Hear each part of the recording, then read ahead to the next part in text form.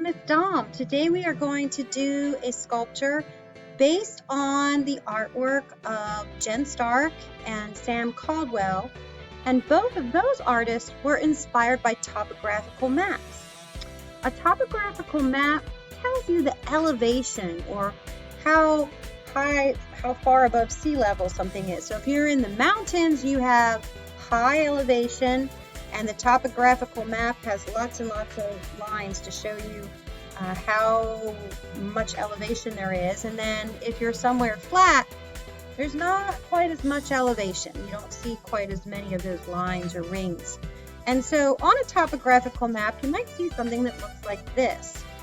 So this is actually a little paper relief sculpture. Relief sculpture means that it's flat on one side, but then it's sticking out on the other side. So if I hold this sideways, you can see how it's in relief, but on the back it's flat. So I could glue this to a piece of paper. I could do several and put them together, but I just want to show you how to do this, and then you can decide how many you want to make. It depends on how much paper you have and how much time you have. And if you don't have colored paper like this, well, you could always draw out, this idea of concentric rings and make a design that way. But I'm going to do a quick demo of how to make this sculpture. And so here's another example. So if you wanted to go and do something a little different than what you might typically see in a topographical map, you can pick a shape. And then again, this one's in relief. You can see how it pops up if I hold it sideways, and then the back is flat. So again, I could glue this, and I could do many of them or just have the one. I could put it on a card. There's lots of options. I could put two together back to back and hang it up. So there's a lot of ways you can sort of play with this idea of this sculpture. And this is again inspired by the artists that are featured on this slide. So to the right of me, there's a picture of step-by-step directions of what I'm about to show you. And then there's a bunch of videos. There is an actual, takes you to another slide with some more information because I couldn't really fit everything into one slide. I tried to. So you can look at one or both of the artists and get inspired. So you're going to need some cardboard. I cut mine into some little squares. I may need to cut it smaller. You're going to need a pair of scissors, and you're going to need some paper. Now, I'm just going to do 3 for demonstration purposes.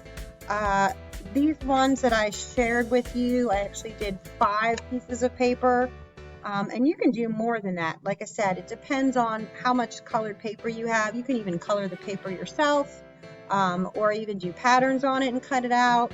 Again, there's a lot of options of how you can sort of play with this idea of this sort of relief sculpture and these sort of concentric repeating shapes. So let's get started. I'm going to start with just a shape. So again, it can be sort of an organic shape that you might actually see on a topographical map, or it can be a shape that you can recognize a name, like a heart or a square or a triangle. I'm going to do an organic shape, but it will be one you can recognize. I'm going to start with a leaf. Okay, and I'm going to draw it kind of small to start with. So you want your first one to be about 1 to 2 inches, and then you're going to cut it out. Okay, I'm going to take my leaf shape, and I'm going to cut out my leaf shape. All right, there it is. Now I need to get some cardboard. Now this cardboard, if I put my leaf shape on it, it's a little bit too big, so I'm going to cut my cardboard and make it a little bit smaller.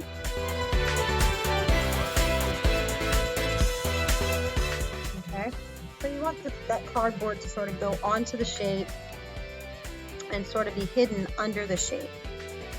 All right, so I'm going to get my glue, and I'm just going to put a drop of glue on there, and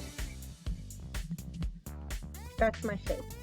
Okay, now I'm going to set this shape onto my next paper, and I'm going to trace around it, but I'm going to make it so that the line goes so that it makes it stick out, okay?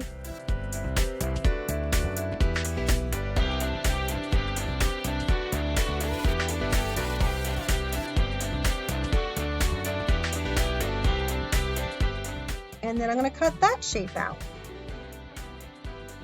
So you can keep doing that as many times as you want to. At some point, the shapes might be too big for whatever size paper you're using. My paper is pretty small, so I could probably do maybe one more. And then I would have to get some bigger paper. Okay, so these two fit like this, and then I've got this one here. Okay, so as they get larger, you can see the color. Now, this one is actually going to be flipped over and it's going to get glued onto that one. Okay, so I need to flip these other ones over as well, because it's actually going to go like that. Okay, the cardboard's not going to be on the top, but I do need to add more cardboard. So I'm going to glue that first one that I did, and I'll put some glue on that cardboard, and then I'm just going to stick these two together. Okay, all right, and it's starting to have a little bit of depth. Okay, it's sticking up a little bit. That's what the cardboard's for. Now I'm going to take my other piece of cardboard, which is just a little bit bigger, and I'm going to glue that one on.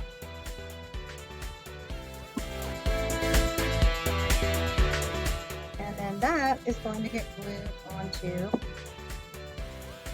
my larger piece.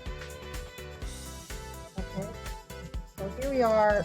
I've got cardboard in between before this dries. Let me just take it off so you can see it.